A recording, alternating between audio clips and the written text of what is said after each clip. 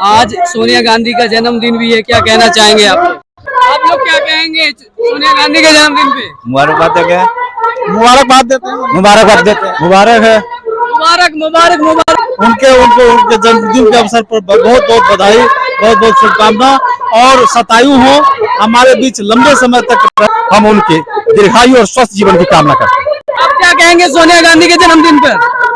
वो प्यार की प्रतिमूर्ति है और त्याग की प्रतिमूर्ति है। देखिए, हिमाचल की जनता के प्रति हम आभार प्रकट करना चाहेंगे और हिमाचल की जनता ने जो जन समर्थन दिया है, जो जनादेश दिया है, उसको हम सिरोधारी करते हैं। कांग्रेस जिंदाबाद, जिंदाबाद, जिंदाबाद।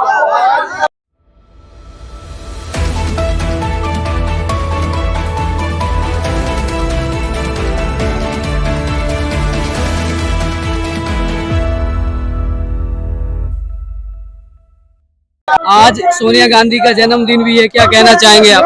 देखिए, सोनिया गांधी का जन्मदिन है, बताए कि नहीं आप लोगों को, क्या कहना चाहेंगे? देखिए, सोनिया जी त्याग की प्रतिमूर्ति है और उन्होंने इस देश के लिए, किसानों के लिए, मजदूरों के लिए फूड सिक्योरिटी एक्ट, आरटीआई, इसके बाद आपको मनरेगा, ऐसे बिलों को लाने में महत्वपूर्ण भूमिका अदा की है। इसीलिए बिहार के लोग, किसान और मजदूर की तरफ से हम उनके दीर्घायु और स्वस्थ जीवन की कामना करते हैं। आप क्या कहेंगे सोनिया गांधी के जन्मदिन पर? वो प्यार की प्रतिमूर्ति है और त्याग की प्रतिमूर्ति है।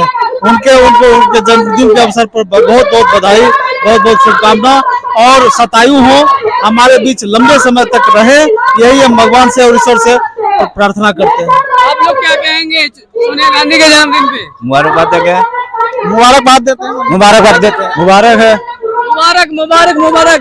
देश के तमाम जो है, खास करके बिहार के जो किसान है, वो सोनिया गांधी को जन्मदिन पर मुबारकबाद दे रहे हैं। हालांकि मुबारकबाद देश के प्रधानमंत्री ने भी दिया है, जेपी नड्डा जी ने भी दिया है। ये हमारे साथ जो लोग आप देख रहे हैं, ये बिहार कांग्रेस से आए हुए। सबसे पहले तो ये बताइए कि अभी बिहार में क्या हाल है कांग्रेस का? कांग्रेस अच्छी स्थिति में है और कांग्रेस दिनानुदिन मजबूत हो रही है, क्योंकि किसानों का मुद्दा या जो जन सरोकार से जुड़े हुए मुद्दे हैं बिहार में, उससे कांग्रेस बराबर उठाती रही है, उस पर संघर्ष करती रही है जन सरोकार के मुद्दों। अच्छा, एक सवाल का आप लोग जवाब देंगे। आप सारे लोग बिहार से हैं? जी, बिहार से है। सारे लोग बिहार से हैं। कांग्रेस जिंदाबाद, जिंदाबाद, जिंदाबाद। अब ये बताइए सर कि आप लोग जो यहाँ आए हैं, असल मुद्दा क्या है, क्यों आए हुए? देखिए, सबसे बड़ा मुद्दा है जो भारतीय जनता पार्टी की सरकार है, वह किसान विरोधी सरकार है और शुरू 2014 में आते ही सबसे पहले उन्होंने किसानों के हित में जो बिल लाया गया था कांग्रेस द्वारा, भूमि अधिग्रहण बिल, उसको खत्म करने का प्रयास किया। लेकिन कांग्रेस चूंकि राज्यसभा में उसका बहुमत नहीं था भारतीय जनता पार्टी का, इसीलिए कांग्रेस और श्री राहुल गांधी जो हमारे नेता है, उन्होंने इसे पारित नहीं होने दिया। दूसरी बात है कि आपको पता होगा कि जो 3 काले कानून हैं, उसमें एपीएमसी एक्ट है। एपीएमसी एक्ट को खत्म किया गया, वह बिहार में ही सबसे पहले भारतीय जनता पार्टी के गठबंधन की सरकार ने किया था 2006 में। उसका परिणाम ये हुआ कि किसानों को सही कीमत नहीं मिला अनाज का और आज बिहार के किसान दूसरे राज्यों में मजदूरी करने में विवश। अब बता रहे हैं कि अभी देश में जो है चुनावी माहौल काफी गर्म है, हर जगह से रिजल्ट आ रहा है। गुजरात से रिजल्ट आया, हिमाचल से रिजल्ट आया, उत्तर प्रदेश से रिजल्ट आया। क्या कहना चाहेंगे? हिमाचल में आप लोग जीत गए।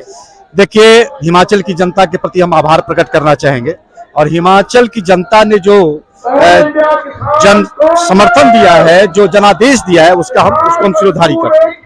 आप लोग वहाँ तो जीत गए, गुजरात में हार गए। देखिए, जहाँ का भी जनादेश हो, लोकतंत्र में जनादेश को सिर आंखों पर लिया जाता है, उस जनादेश का हम सिरोधारी करना चाहिए और उसको सिरोधारी करते हैं। क्या कहना चाहेंगे आप? देश के क्या हालात लगते हैं? बहुत खराब हालात है। हमारे मुजफ्फरपुर के जो किसान है, जो लीची के फसल होती है, उस पर सरकार का कोई ध्यान नहीं है और किसान भूख के मारे वहाँ उत्तर बिहार है, चूंकि वहाँ बाढ़ भी आ जाता है, बाढ़ से आधा जो है किसान जो है बर्बाद हो जाते हैं, फसल नष्ट हो जाती है और किसान कर्ज से डूबे हुए हैं। उनकी कुर्सी जब्ती होती है, सरकार से झूठ बोलती है कि अब ये माफ करेंगे, आज तक कोई माफ नहीं करे। जो लोन है उनके बिहार में कांग्रेस के बारे में, बिहार में आप किसानों की हालत के बारे में कह रहे हैं और अब कांग्रेस को सपोर्ट करते हैं। कांग्रेस तो वहाँ लंबे समय से नहीं है और कोई उम्मीद भी नहीं लग रही कि कांग्रेस आ पाएगी। आएगी, निश्चित आएगी, समय अब आ कैसे गया, लाएंगे आप? निश्चित आएगी। हम लोग यदि आरजेडी ने गठबंधन कर दिया है, नहीं, गठबंधन है तो गठबंधन में हम भी तो हैं, हम भी आएंगे। इससे पहले हम लोग थे 29 सीट पर थे, इस बार अभी भी 19 सीट आपको लग पर। रहा है आप लोग महागठबंधन में टिक पाएंगे? निश्चित हम लोग अपना रास्ता तय कर रहे हैं। लगातार किसान कांग्रेस और कांग्रेस वाले लोग संघर्ष कर रहे हैं।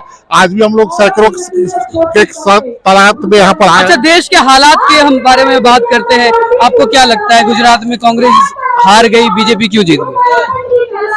वहाँ फैक्टर चूंकि मोदी जी वहाँ के हैं और उनके जो दो नड्डा भी जी जो है वो हिमाचल के थे, फिर भी हार गए। हिमाचल के किसानों ने उनको सजा दिया है, झूठ जुमले में नहीं आया। गुजरात के किसान नहीं, वहाँ से व्यापारी चल रहा है। और गुजरात में जो है वहाँ पर केजरीवाल जो है एक छोटे झूठे एक बड़े झूठे जो वहाँ जा करके हमारे लग रहा है केजरीवाल ने खेल कर दिया कांग्रेस के साथ। जी तो क्या लगता है आपको कि केजरीवाल क्या है फिर? केजरीवाल जो है मोदी के बाद सबसे झूठा जो है वो मुख्यमंत्री है। एक बड़ा झूठा है, वो दूसरे छोटा झूठे बोलते हैं, और दोनों जो है देश को जो है बरगला रहे हैं, नौजवान को भी और किसान को भी। सर आप अपने बारे में बताइए, आप कहाँ से आए? मैं बिहार से हूँ बिहार से और कोई बिहार बात के नहीं। किसान कांग्रेस का उपाध्यक्ष हूँ। बिहार कांग्रेस के उपाध्यक्ष हैं आप। बताइए देश में क्या लग रहा है आपको, किसान की क्या हालत है? देश में किसानों की बहुत बुरी हालत है और मोदी जी ने 6000 का झुंझुना थमा करके किसानों को बेवकूफ बनाने का काम किया है। किसान को आज रोटी दाल के भी लाले पड़े हुए हैं। किसान पिस रहा है। एक तरफ डीजल महंगी हो गई, उर्वरक महंगे हो गए, दूसरे उर्वरक का सप्लाई चेन जो है बहुत ही खराब है, जिससे किसानों को न मिल करके वो बिचौलियों के हाथे बिक जाता है और किसान उर्वरक के लिए लाइन में खड़े रहते हैं। अच्छा, ये देश कृषि प्रधान देश रहा है हमेशा से, जो है वो हर पार्टी जो है वो किसानों के हित के बारे में बात करते हैं, लेकिन बावजूद इसके बीजेपी लगातार जीत जाती है, क्यों? हर पार्टी किसानों की बात करती है लेकिन बीजेपी जीत जाती है, क्योंकि बीजेपी पूंजीपतियों की पार्टी है और आज पूंजी का खेल चल रहा है। बड़े बड़े पूंजीपति बीजेपी को जिताने में लगे रहते हैं। ईवीएम में भी खेल हो जाता है ना, जनता उनके साथ नहीं है लेकिन फिर भी जीत जाते हैं। अरे आप कह रहे हैं कि पूंजीपति और डॉलर की बात कर रहे हैं, सीतारमण करती है कि रुपया कमजोर नहीं हुआ है, डॉलर मजबूत हो गया है। तो यही तो होशियारी है और जनता को बेवकूफ बनाने का काम किया जा रहा है। तो आपको लग रहा है बीजेपी देश को बेवकूफ बना रही है? हाँ, बीजेपी देश को बेवकूफ बना रही है और कुछ परसेंट जनता बेवकूफ बन रहा है, बाकी ईवीएम का खेल हो रहा है। तो कुछ परसेंट जो जनता भी बेवकूफ बनती है, क्या हो जाता है उनके साथ, क्या कर जाता है? उनके साथ धर्म का मुद्दा आ जाता है, जाति का मुद्दा आ जाता है, भाई भतीजावाद का मुद्दा आ जाता है। अब धर्म की बात करते हैं, बीजेपी तो कहती है कि अब हमने धर्म का रास्ता छोड़ दिया, हम विकास की बात करते हैं। नहीं, सबका साथ, सबका विकास। बीजेपी का जब से जन्म हुआ है, देश की आजादी के बाद 1952 में जनसंघ का जन्म हुआ, उस समय से भारतीय जनता पार्टी बनने तक और अभी तक केवल वो धर्म की राजनीति करती है। विकास से उसका कोई लेना देना नहीं है। विकास से अगर लेना देना होता तो हमारे जो नवरत्न मंदिर थे, भारत के आधुनिक मंदिर थे, उनको बेचा नहीं गया।